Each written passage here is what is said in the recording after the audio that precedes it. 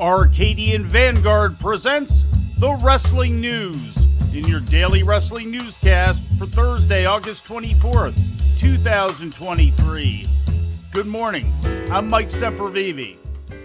We begin today with the unfortunate news of the passing yesterday of one of the most accomplished and beloved professional wrestlers of all time, Terry Funk. The news of Funk's passing yesterday at the age of 79 was first made public on social media by fellow former NWA World Heavyweight Champion Ric Flair, and later confirmed by close friend Mick Foley after speaking to Funk's daughters Brandy and Stacy, who had been caring for their father in recent years as he battled dementia. In a career spanning half a century, beginning in 1965 and playing out its final in-ring chapter as recently as 2017, Terry Funk was known for repeatedly finding ways to reinvent himself and stay relevant, meaning different things to different generations of wrestling fans. A graduate of West Texas State University and second-generation grappler, the younger son of Dory Funk Sr. got his first exposure as a rising star in his father's promotion, the Amarillo-based Western States Sports. After a decade as a pro, he became a World Heavyweight Champion on December 10, 1975, defeating Jack Briscoe in Miami Beach and holding the crown for 14 months. But whereas for most this would have seemed to be the pinnacle of a career, Terry Funk was truly just getting started. It was also around this time that Terry, along with his brother Dory, began to build a legend in Japan, establishing a relationship with All Japan promoter Giant Baba, and quickly becoming among the most popular American stars in the history of Japanese wrestling, highlighted by repeated victories in All Japan's prestigious World Tag League tournament. Funk's name in Japan would endure as he continued to make appearances for All Japan all the way into the early 2000s, and also was on the cutting edge of the rise of the death match in Atsushi Onita's FMW in the 1990s. After the demise of Western States Sports at the end of the 1970s, Funk was free to travel more regularly throughout different areas. Fans in Florida would recall his many battles with Dusty Rhodes. In Memphis, he was known for his heated rivalry with Jerry Lawler, punctuated by the legendary empty arena match at the Mid-South Coliseum. He was part of the WWF's national expansion in the mid-1980s, even challenging Hulk Hogan for the WWF World title on Saturday night's main event in 1986. Just 3 years later, he'd be in WCW challenging Ric Flair for the NWA World title in a memorable feud that earned him the nickname Middle-Aged and Crazy. By the early 1990s, approaching 50 years old, Funk was all but done with wrestling in one of his many supposed and short-lived retirements, when he was brought in by Paul Heyman to ECW, where he became not only the promotion's resident legend, but also one of the cornerstones of the company and its ultra-violent brand of wrestling. Exposed to a whole new generation of fans, Funk earned the nickname the Hardcore Icon, teaming with Tommy Dreamer and warring with the likes of Shane Douglas, Cactus Jack, Raven, and especially Sabu, even becoming ECW World Champion in 1997 at the company's first pay-per-view, Barely Legal. In the late years of his career, he even had final runs in both the WWF, where he won the World Tag Team title with Cactus Jack as Chainsaw Charlie, and in WCW, where he captured the Hardcore title and stayed on right to the end of the company's run in 2001. After competing in a six-man tag on WWE's ECW Revival pay-per-view One Night Stand in 2006, he stepped away from the ring, although he was occasionally known to still put on the boots in the 2010s, wrapping up with a pair of six-man tags in September 2017 for Big Time Wrestling, pitting himself in the Rock and Roll Express against Jerry Lawler, Doug Gilbert, and Brian Christopher. Over the course of his lengthy career, Terry Funk built a reputation as a consummate professional wrestler, both in the ring and on the microphone, as someone who excelled at the multifaceted skills required to be a great performer, stressing believability in his work, and changing with the business as many of his peers stayed rooted in the past. He was acknowledged for his accomplishments with inductions into the WWE Hall of Fame, Tragos Thez Hall of Fame, Pro Wrestling Hall of Fame, International Pro Wrestling Hall of Fame, the Wrestling Observer Newsletter Hall of Fame, NWA Hall of Fame, and St. Louis Wrestling Club Hall of Fame. He was also honored with the Iron Mike Mazurki Award from the Cauliflower Alley Club in 2005, and the Stanley Weston Award for Lifetime Achievement from Pro Wrestling Illustrated in 2022. In addition to his wrestling career, Funk also transitioned into film and television acting with memorable roles alongside Sylvester Stallone in Paradise Alley and Over the Top, as well as with Patrick Swayze in Roadhouse. Funk's struggles with dementia began after the loss of his wife Vicki Ann in 2019, and he had transitioned for a time to assisted living, although it is believed that he was able to return home for his final months. Once again, Terry Funk has passed away at the age of 79. Now with a look at last night's AEW Dynamite, here's the Wrestling News' Lou Kipilman. AEW presented the Fyter Fest edition of Dynamite last night on TBS, live from the Gas South Arena in Duluth, Georgia. The closing segment saw Ring of Honor World Tag Team Champions Aussie Open call out Adam Cole and AEW World Champion MJF, their opponents on Sunday at All In. An impromptu brawl ensued, in which there was also dissension teased between Cole and MJF, who are scheduled to oppose each other in the main event of All In. Wait a second, is MJF setting up Fletcher? And whoa! Uh-oh.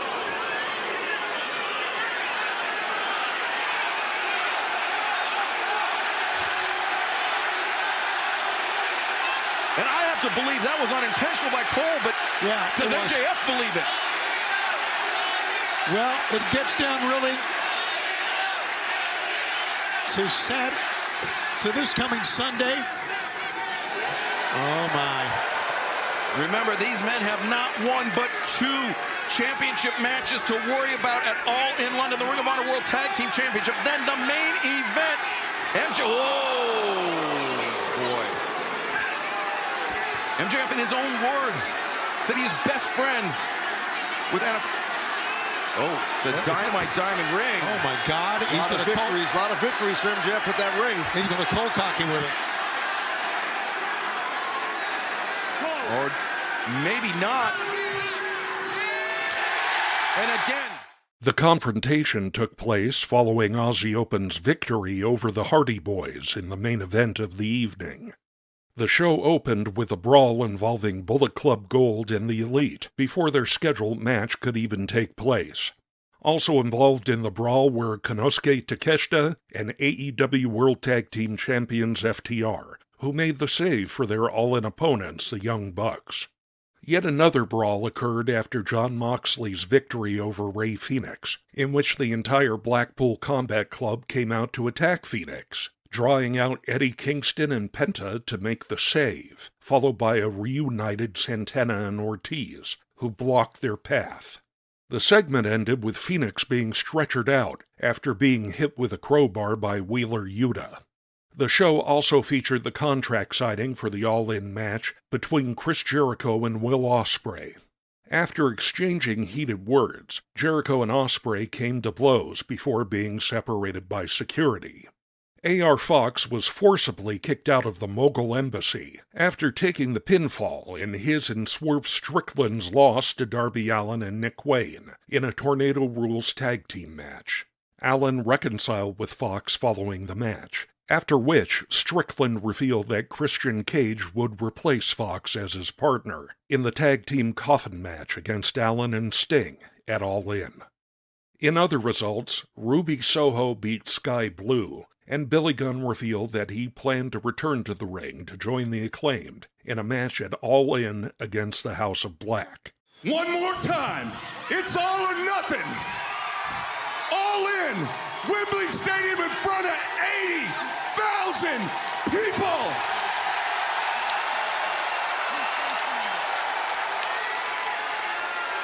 Look in my eyes. I take everything from you. Because at All In, it's the House of Black against the Acclaim, and, well, unfortunately, that fun-loving daddy ass can't make the trip. But there is a guy I thought we'd never see again. And I guarantee you're gonna wish that you never seen him either, because there's a badass coming to London, and his name is Billy Gunn! For the wrestling news, I'm Lou Kipilman. In ratings news, last Tuesday night's Heatwave edition of NXT on USA Network drew a total TV audience of 720,000 according to WrestleNomics. That's up 6% from last week's audience of 680,000. In the key 18 to 49-year-old demographic, the show did a rating of 0.19, translating to 254,000 viewers, and even with last week's key demo rating. The episode came in 4th place in the key demo for the evening on cable TV, according to Spoiler TV. That's a drop from last week's number 1 position. And we close today with more unfortunate news on the passing of Abe Jacobs, veteran journeyman who had been the oldest living former professional wrestler. Jacobs passed away last Monday at the age of 95, as was first reported yesterday by Slam Wrestling. With a career spanning 26 years, the New Zealand-born Jacobs was best known for his time in the Mid-Atlantic territory, where he wrestled for the Crockett family starting in 1965 and spent a majority of the remaining 18 years of his career. A regular during the heyday of tag team wrestling in the Carolinas in the late 60s and early 70s, Jacobs formed tandems with partners such as Emile Dupree, Luther Lindsay, Sailor R. Thomas, Man Mountain Mike, and many others. Much of Jacobs' career was spent in tag teams, and the only championships he held were tag team gold, including the WWA International TV Tag Team title in California with Haystacks Calhoun in 1962, the Florida version of the NWA World Tag Team title with Don Curtis in 1964, and the Western States Tag Team title in Amarillo with Pez Whatley in 1976. Jacobs broke into wrestling in Hawaii in 1958 and had runs in nearly every major territory, including a run in 1959 to 1961 in Capitol Wrestling, the predecessor to the WWF, as well as the Pacific Northwest, Georgia Championship Wrestling, St. Louis, and even New Japan, where he toured as the Red Pimpernel. Although he typically never rose to above the mid-card, Jacobs' lengthy career saw him challenge NWA World Champions Pat O'Connor, Buddy Rogers, Lou Thez, and Gene Kiniski. His final appearance would be in an opening match loss to Paul Orndorff in 1984 on one of the WWF's first cards inside Atlanta's Omni. Once again, Abe Jacobs passes away at the age of 95. And before we leave you today, we'd like to remind you that however you consume your content, you can find the wrestling news 24 hours a day and 7 days a week across social media. On Twitter, follow us at Wrestling News AV. Our Facebook page is also Wrestling News AV. The Wrestling News can also be found on the Arcadian Vanguard YouTube page. And for those who utilize Amazon Echo devices, just tell Alexa to play the Wrestling News podcast. And remember to make sure you add podcast at the end.